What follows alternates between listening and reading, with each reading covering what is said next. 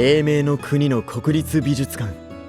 ああ、なんて心躍る場所だろう。素晴らしい作品がこんなにもたくさん展示されていて、一日ではとても回りきれそうにないよ。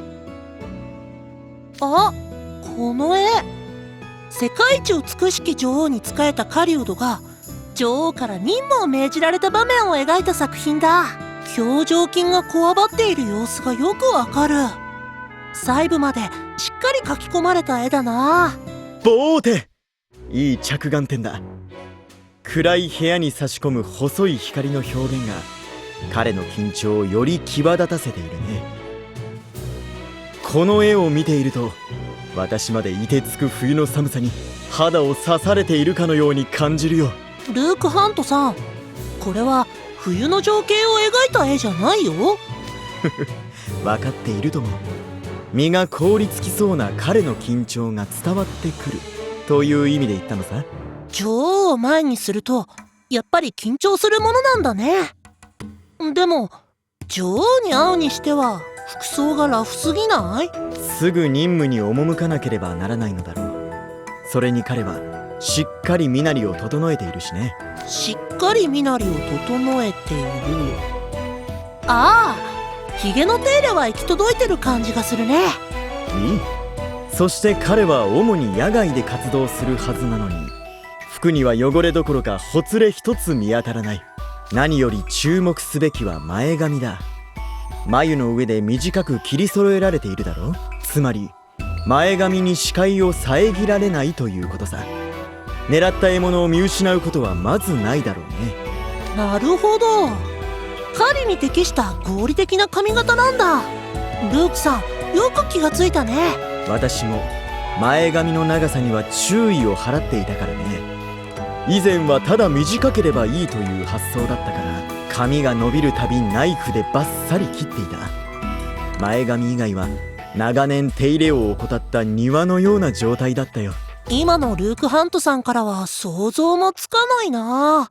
ポムフィオレ寮生になったのを機に傷んだ部分を全てカットしたら、視界がクリアになったのはもちろん、木の葉や枯れ枝が髪に絡まることもなくなったよ。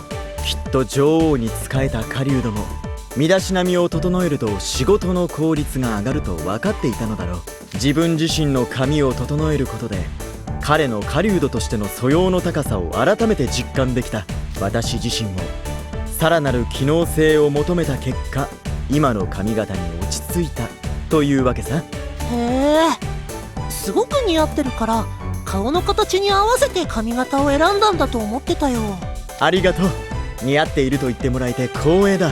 とはいえ改善点はまだまだある。今後はもっと身だしなみを洗練させていかなければ。フィールドワークの効率、そして狩りの成果をさらに追求するためにもね。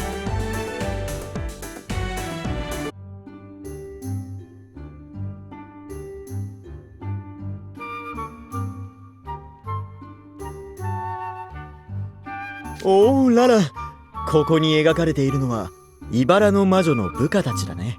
全体的に暗いトーンで恐ろしげな緑の炎が彼らを照らしているのに、愉快な気分にさせられる作品だ。茨の魔女が偉業を成したお祝いに踊っているところだよね。みんな嬉しそう。茨の魔女が部下たちに慕われていたのがよくわかる一枚だ。喜びをダンスで表現するのも素敵だね。私もせっかくダンスを覚えたし、言葉を尽くすだけでなく全身で喜びを表現してもいいかもしれない。バレエで。ルーク・ハントさんってバレエが得意なの？まだまだ得意と言えるほどではないよ。本格的に学び始めたのはごく最近のことだしね。最近なんだ。でもどうして急にバレエを習おうと思ったの？姿勢を良くするためさ。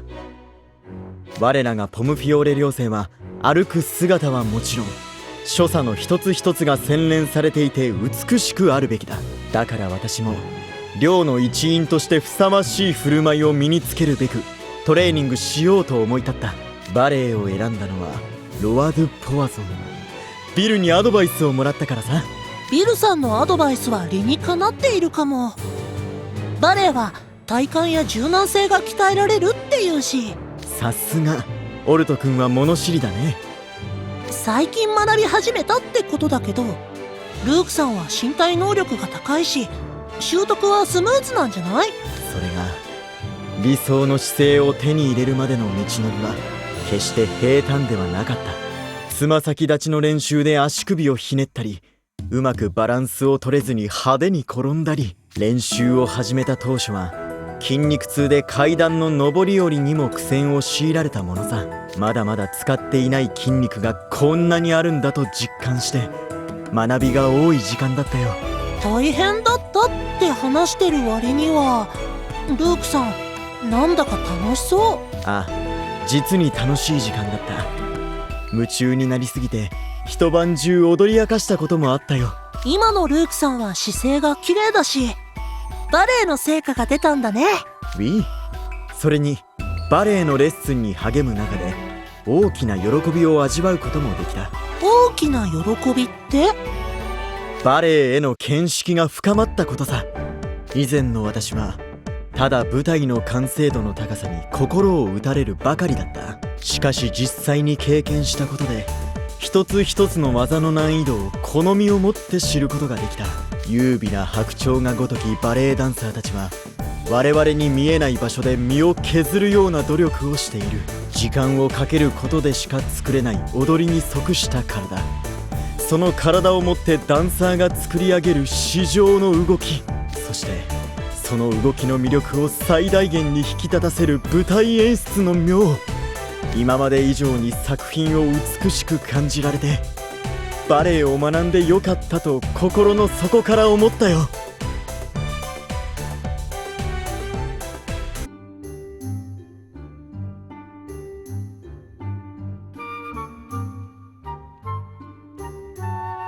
これは家臣のウサギが臨場を告げた後、ハートの女王がトランプ兵の前に姿を見せた時の絵だね。ハートの女王は厳格な人物だったそうだが、ここに描かれている表情はとても愛らしい。隣の白ウサギが疲れた顔をしているのが女王とは対照的で、ちょっと面白いな。このウサギ、女王が来る前ギリギリに走って現れたんだよね。ああ、他の逸話でも彼が仕事に奔走するエピソードは数多く登場する。国のあちこちで彼の走り回る足音が聞こえたと言われているから、よほど忙しかったのだろう。あ、足音の話で思い出したんだけど、ルークさんって歩く時に全然音を立てないよね。そうかい？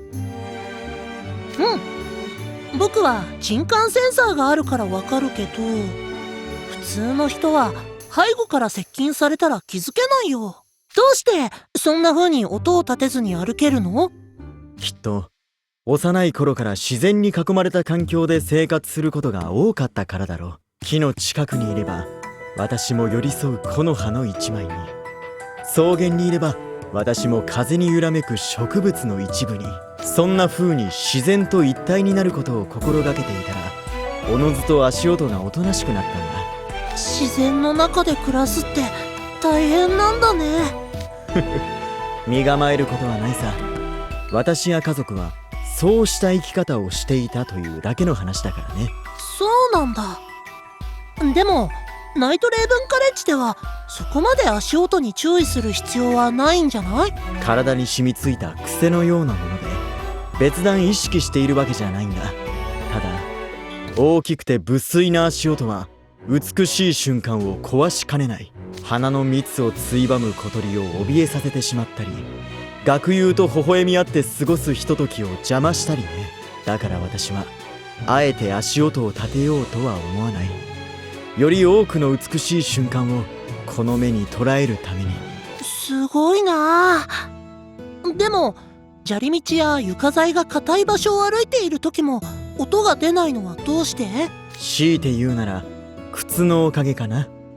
買う時は必ず足と靴とがきちんと密着するよう1ミリ単位までサイズの調整をお願いしている。自分の足にフィットした靴を履くとおのずと足音が小さくなるのかもしれないね。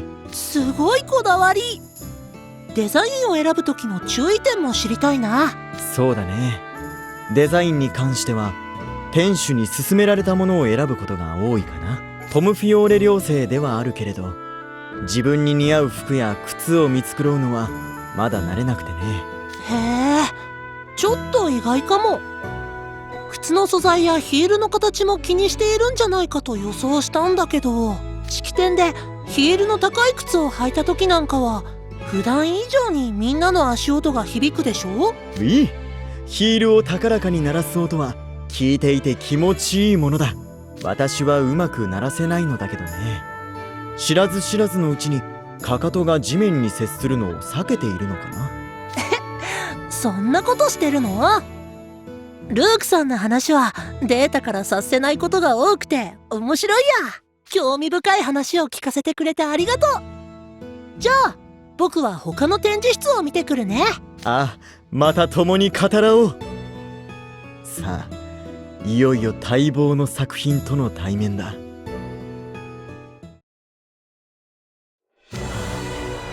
動物に歌を聴かせる姫の逸話を描いた絵。なぜ見るたび私の心は大きく揺さぶられるのだろう。唇は赤いバラ、髪は黒々と輝き、肌は雪の白さ。動物たちも可憐さに見入っているのかもしれないね。